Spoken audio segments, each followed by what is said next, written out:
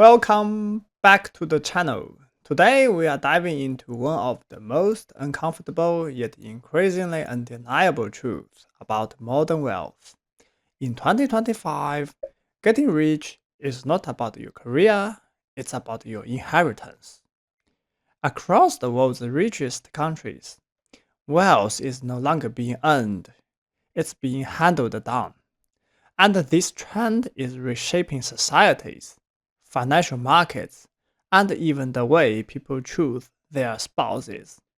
Let's break down what's happening, why it matters, and what it means for your financial future. If you think inheritance is a relic of the past, think again. In the early 1900s, in countries like Britain and France, inheritances accounted for more than 20% of GDP.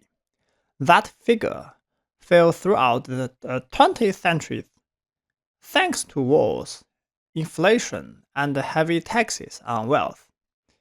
But now, inheritance is rolling back. By the end of 2010, it had already climbed it to an average of 10% of GDP in wealthy nations. And in 2025, global heirs will receive an estimated $6 trillion in inherited wealth. In countries like France, Germany, Britain, and Italy, inheritance share of total wealth is rising fast. In Italy alone, it now exceeds 15% of GDP. In the US, for every $100 paid in wages each year, the deceased leaved behind $20 in inheritances. And because families are having fewer children, each heir is receiving a bigger slice of the pie. What's making this inheritance boom even more powerful is that governments, for the most part, have stepped back from taxing it. In the early 20th century, death duties made up a significant share of government revenue in the US and the UK. But since the 1970s, inheritance taxes have been slashed or eliminated in many places. Today, they account for less than 1% of revenue in most rich countries. Australia, Canada, India, Norway, and Russia have abolished them altogether, and over 20 American states scrapped their wealth transfer tax between 1976 and 2000. In a world of low taxes on inheritance, the rich are passing down ever larger fortunes, untaxed and unchecked. So, what's driving this inheritance revival? Three forces. First, increasing wealth. Stock market have boomed, housing prices have soared, restrictive planning policies have driven up property values, and with fewer families squandering fortune like the Vanderbilts once did, wealth managers and index funds have preserved and grown family fortunes. Second, demographics. The baby boomer generation soaked up vast wealth during post-war economic booms and soaring asset prices.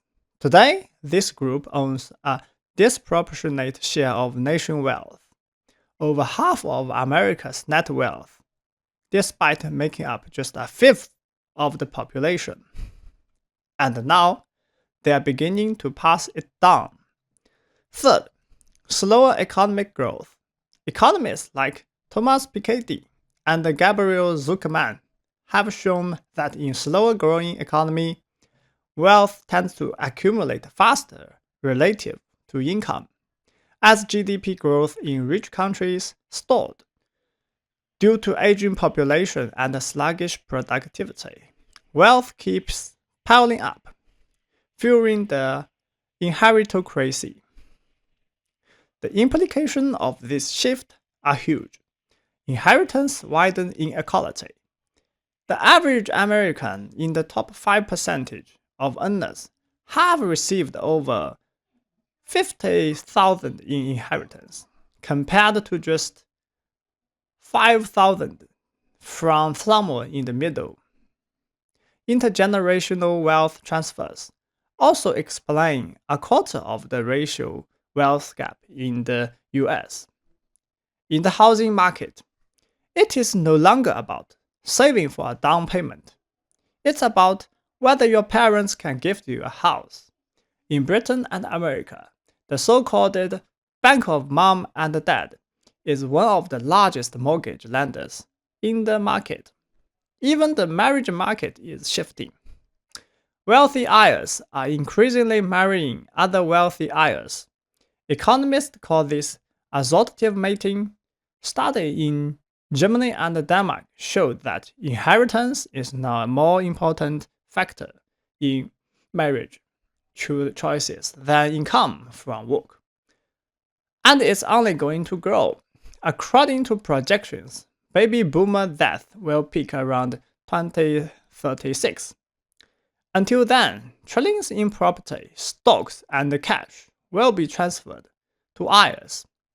In a high interest rate world, those who inherit will do well simply by parking cash in the bank or buying government bonds.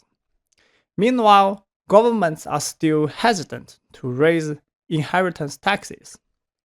The result? A new inheritor class, possibly even more entrenched than the aristocrats of Jane Austen's day. So here's the uncomfortable question.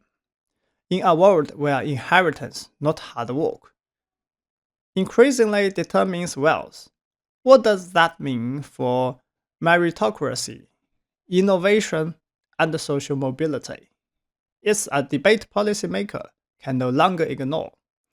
If you found this breakdown useful, hit the like button, subscribe for more financial deep dives, and drop a comment below. Would you rather marry a hard worker or a modern-day Mr. Bingley with a £1 million inheritance? Let's hear your thoughts. See you next time.